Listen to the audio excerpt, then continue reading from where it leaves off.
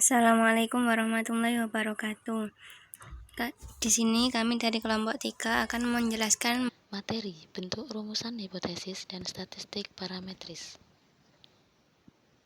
Dengan dosen pengampu Bapak Farid Nasrullah MPD dan anggota Arina Hidayati, Sania Eliza Putri, dan saya sendiri Maya Kholida. Dalam statistik hipotesis dapat diartikan sebagai pernyataan statistik tentang parameter populasi. Menurut tingkat eksplanasi hipotesis yang akan diuji, maka rumusan hipotesis dapat dibagi menjadi 3 macam, yaitu hipotesis deskriptif, hipotesis komparatif, dan hipotesis hubungan atau asosiatif.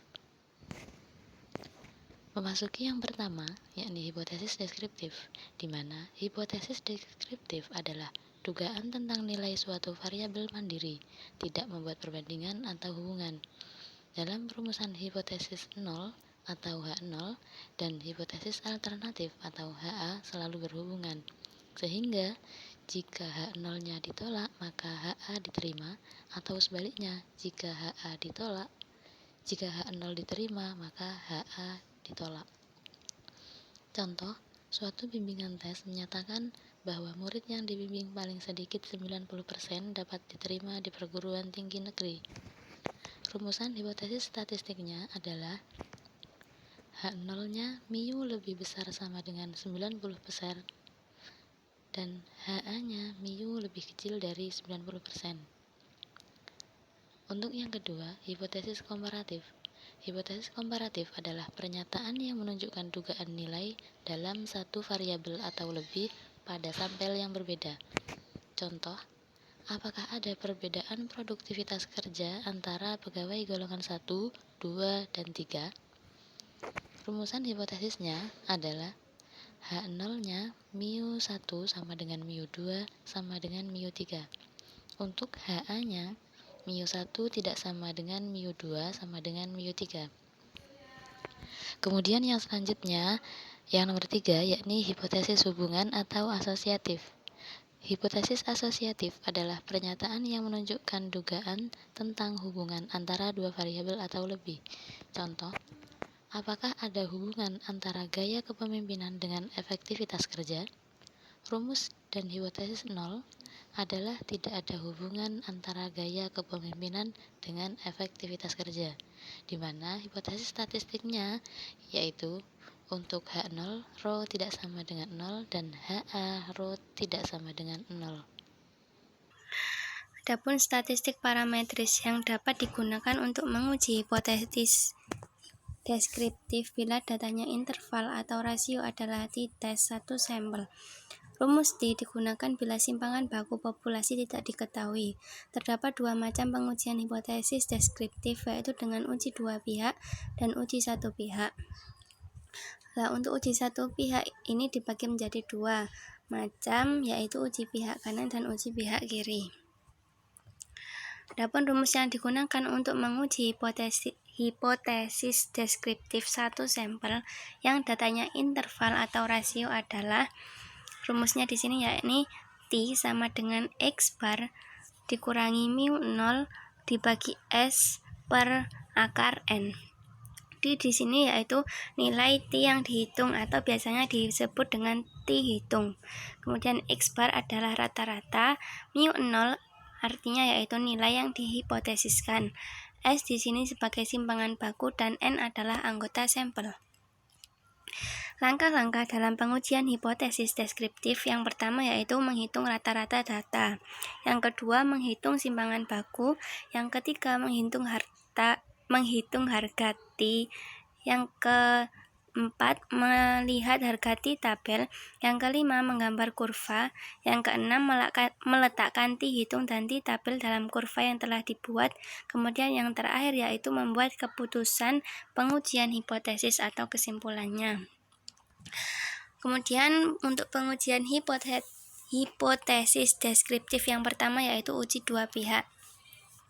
Uji dua pihak digunakan bila hipotesis 0 atau biasanya dinamakan dengan HO atau H0 berbunyi sama dengan dan hipotesis alternatifnya atau HA berbunyi tidak sama dengan.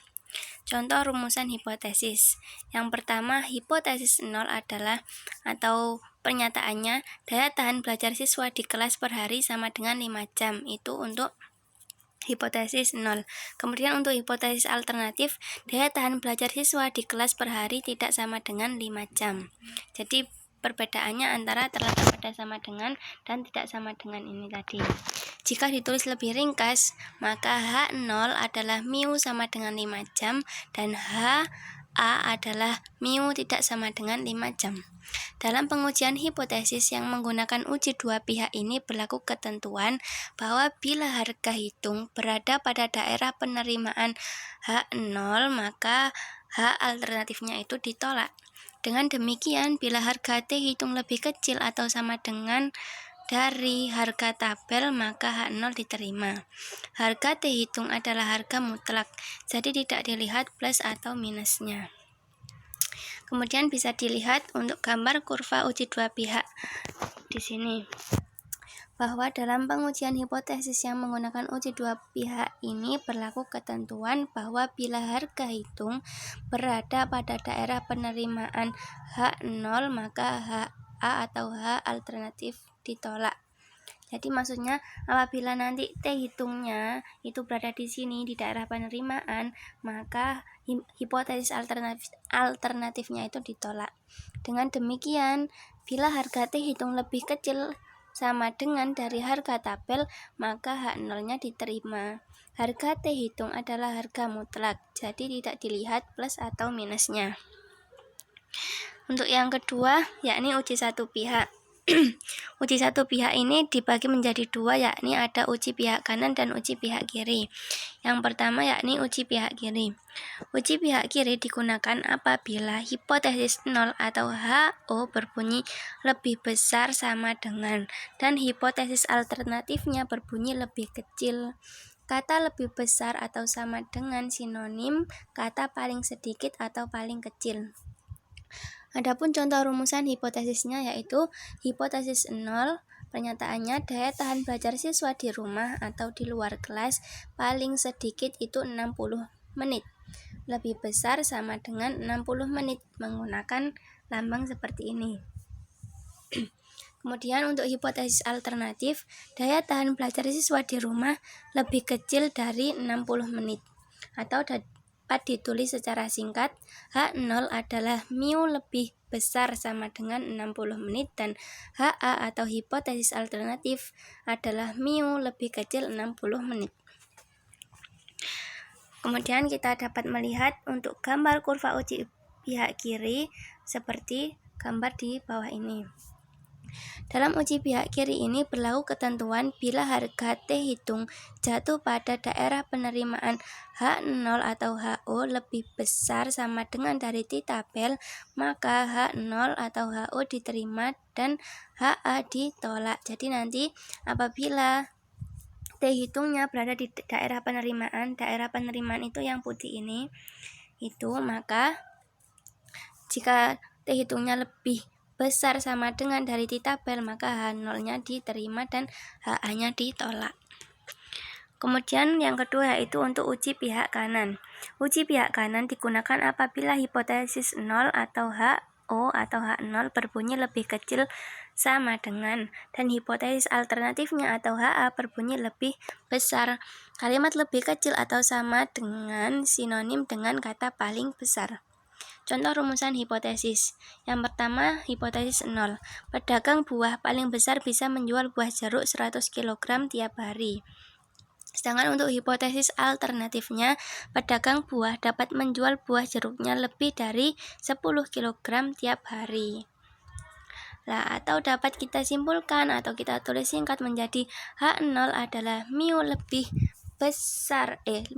kecil sama dengan 100 kg per hari dan untuk HA adalah mu lebih besar 100 kg per hari. Untuk gambar kurvanya bisa kita lihat di sini. Tadi kalau uji pihak kanan maka daerah penolakan kalau uji pihak kiri tadi kan daerah penolakannya ada di sebelah kiri. Kalau untuk ini uji pihak kanan maka daerah penolakannya itu ada di sebelah kanan. Kalau HO atau daerah penerimaan ada di tengah ini yang putih. Nah, di dalam uji pihak kanan ini berlaku ketentuan bahwa bila harga T hitung lebih kecil atau sama dengan harga T tabel, maka HO diterima dan HA ditolak. Contoh soal yang pertama, telah dilakukan pengumpulan data untuk menguji hipotesis yang menyatakan bahwa daya tahan berdiri pramuniaga atau pelayan toko di Jakarta adalah 4 jam per hari. Berdasarkan sampel 31 orang yang diambil secara random terhadap pelayan toko yang dimintai keterangan, masing-masing memberikan data sebagai berikut. Datanya yaitu 3,2 sampai seterusnya. Pembahasan. Yang pertama, berdasarkan data di atas tadi, maka kita peroleh bahwa N tadi apa? N yaitu banyaknya data yang diketahui, yaitu ada 31. Kemudian mu 0 sama dengan 4 jam per hari. Harga X bar dihitung dengan rumus sigma XI per N, sehingga didapat yakni X bar sama dengan 3 ditambah 2 ditambah 3 ditambah 4 sampai ditambah 3 dibagi 31 karena jumlahnya N ini ada 31. Kemudian X bar sama dengan dari jumlah 3 sampai ini kita jumlah semua mendapatkan hasil 144, kemudian kita bagi 31 sama dengan X bar adalah 4,645. Kemudian kita mencari S di sini yaitu simpangan baku sampel. Dihitung menggunakan rumus simpangan baku sampel sehingga didapatkan S sama dengan 1,81. Kemudian kita masuki langkah yang kedua, yaitu pengujian hipotesis T atau T hitung. Nah, tadi rumusnya kan sudah dijelaskan di awal bahwa T hitung sama dengan X bar dikurangi mu 0 dibagi S per akar dari N. T hitung sama dengan X bar diketahui 4,645, kemudian mu 0 sama dengan 4, jadi 4,645 dikurangi 4, kemudian dibagi simpangan bakunya tadi 1,81 dibagi N yaitu akar dari 31. Nah, ketemu jumlahnya yaitu T hitung sama dengan 1,98. Nah, untuk mengetahui hipotesis itu terbukti atau tidak, maka harga T dibandingkan dengan tabel, kita bisa lihat di dalam tabel nilai-nilai dalam distribusi T.